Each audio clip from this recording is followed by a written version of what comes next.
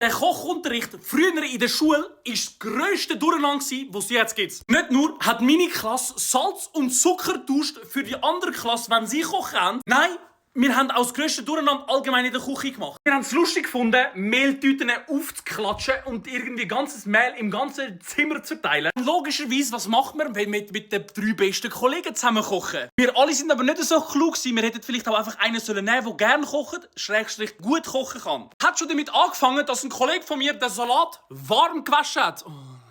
Ja, wir haben auf jeden Fall sehr feinen, knackigen Salat gegessen. Der andere hat irgendwie Zucker und Salz verwechselt, irgendwie per Zufall. Der für den Hauptgang zuständig war, hat einfach für 2 Personen gekocht, anstatt für 4.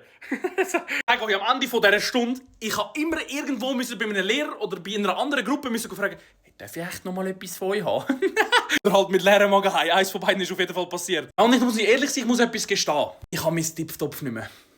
Legendäre Tipftopf-Buch. Schreib mal in den Kommentaren, wer von euch hat das Tipftopf noch? Gut, wo das meine Zuschauer erfahren haben im Livestream auf TikTok, haben sie mir das wunderschöne Buch geschenkt. Weniger beschissen kochen. Wie sieht eigentlich bei euch noch das Tipftopf-Buch aus? Bei mir war es so schön grün mit ein bisschen blau.